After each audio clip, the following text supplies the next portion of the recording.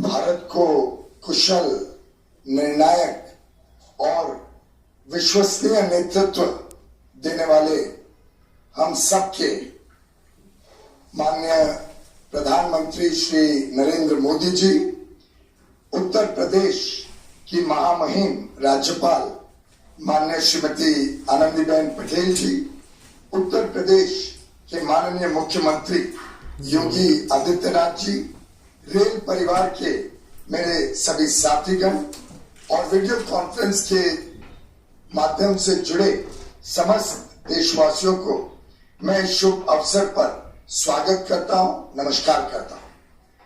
आज का दिन भारतीय रेल के लिए ऐतिहासिक है।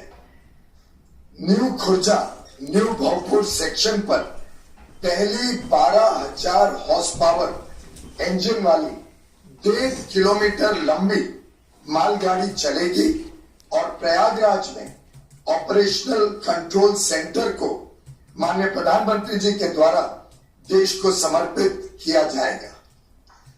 लगभग 81,500 करोड़ रुपए की कुल लागत से शुरू की गई दोनों डीएफसी परियोजना सिर्फ वस्तु का ही नहीं बल्कि विकास का परिवहन करेगी। वर्तमान में एक ही रेल पटरी पर पैसेंजर ट्रेन और मालगाड़ियां दोनों चलती हैं। इस 150 वर्ष पुरानी व्यवस्था की वजह से मालगाड़ियां समय पर नहीं पहुंच पाती क्योंकि उनको रास्ते में प्रायोरिटी नहीं दी जाती। अब डीएफसी पर सिर्फ मालगाड़ियां ही चलेंगी और इससे माल ढुलाई भी बढ़ेगी।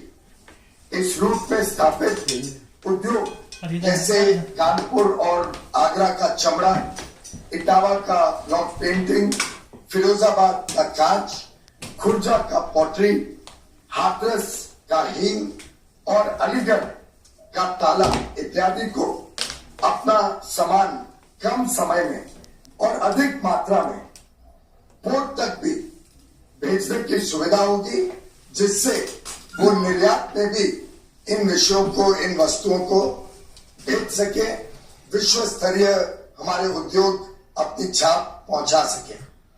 पूर्वी क्षेत्रों से आने वाले कोयले के परिवहन में भी तेजी आएगी, जिससे पावर प्लांट्स तक कोयला समय पर पहुंचेगा और उपभोक्ताओं को निरंतर बिजली मिलेगी। साथ ही किसान रेलगाड़ियों की संख्या में वृद्धि होगी, जिससे हमारे किसान अपनी पैदावार कम लागत और कम समय में नए बाजारों तक पहुंचा पाएंगे। आप सबको ये जानकर हैरानी होगी कि अर्थव्यवस्था के लिए इतनी महत्वपूर्ण डेडिकेटेड फ्रेट कॉरिडोर परियोजना पर पहले की सरकार ने ध्यान नहीं दिया। 2006 से 2014 तक 8 वर्षों में सिर्फ 4,200 करोड़ रुपए इस पे पूंजी निवेश की गई और एक भी किलोमीटर ट्रैक ले नहीं किया गया, बिछाया नहीं गया।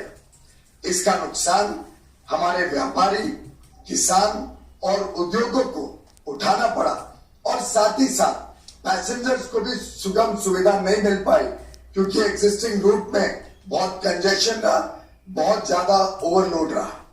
माननीय प्रधानमंत्री जी, आपके व्यक्तिगत रुचि से इस परियोजना को नई दिशा मिली है।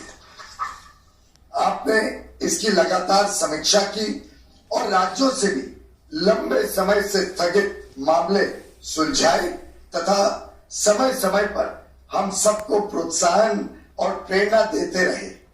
2014 के बाद इस परियोजना पर लगभग 45,600 करोड़ रुपए से भी अधिक खर्च किए जा चुके हैं, जो पहले से लगभग 11 गुना है। आज 351 किलोमीटर लंबी लाइन शुरू हो रही है और ये हम सब के लिए अत्यंत खुशी की बात है। डेडिकेटेड फ्रेट कॉरिडोर परियोजना मेक इन इंडिया और आत्मनिर्भर भारत का सर्वोत्तम उदाहरण प्रस्तुत करती है। अत्याधुनिक उपकरणों से युक्त प्रयागराज में स्थित कंट्रोल सेंटर विश्व के सबसे आधुनिक नियंत्रण केंद्र में से एक है। इसमें 150 साल पुरानी तकनीक को बदलकर नए विश्व स्तरीय तकनीकों को लाया गया है।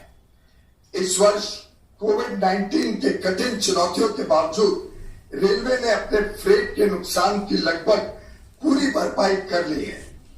यह अब सब पिछले 5 महीनों के रिफॉर्म्स और बढ़ती आर्थिक मजबूती से संभव हुआ है। माननीय प्रधानमंत्री जी, अब लगभग जो पिछले वर्ष रेल में मालगाड़ी ने ढुलाई की थी, हम उसके 95-96% तक पहुंच गए हैं और इस वर्ष के अंत तक, मार्च 2021 तक, हमारा विश्वास है कि पिछले वर्ष से ज्यादा हम माल ढुलाई रेलवे में करेंगे, देश की अर्थव्यवस्था को और बल देंगे और ज्यादा ताकत देंगे। जहां पहले मालगाड़ियां औसतन 25 किलोमीटर प्रति घंटा की रफ्तार से चलती थी, आज ये लगभग 2 गुना हो चुकी हैं। अब हम अपने नए जीरो बेस टाइम टेबल में भी इस रफ्तार को बरकरार रखेंगे, ऐसा मैं आपको विश्वास दिलाता हूं। जो काम मां गंगा ने उत्तराखंड से पश्चिम बंगाल तक समाज के लिए किया था, वो डीएफसी उद्योगों और उपभोक्ताओं के लिए करेगी। एक को समाज जीवनदायिनी कहा जाता है, तो दूसरा उद्योगों के लिए जीवन रेखा होगी। मैं भारतीय रेल के सभी कर्मचारियों को इस अवसर पर बधाई देना चाहूंगा। मैं आदरणीय प्रधानमंत्री जी को धन्यवाद देना चाहूंगा, जिन्होंने अपने व्यस्ततम समय में से कुछ वक्त हम सबके बीच व्यतीत करने के लिए स्वीकृत किया और आज की इस बहुत महत्वपूर्ण योजना को देश को समर्पित करने के लिए हमें अनुमति दी। यह डेडिकेटेड फ्रेट कॉरिडोर सिर्फ डेडिकेटेड फ्रेट कॉरिडोर ही नहीं, बल्कि डेडिकेटेड फॉर कंट्री योजना है। बहुत बहुत धन्यवाद। नमस्कार। धन्यवाद।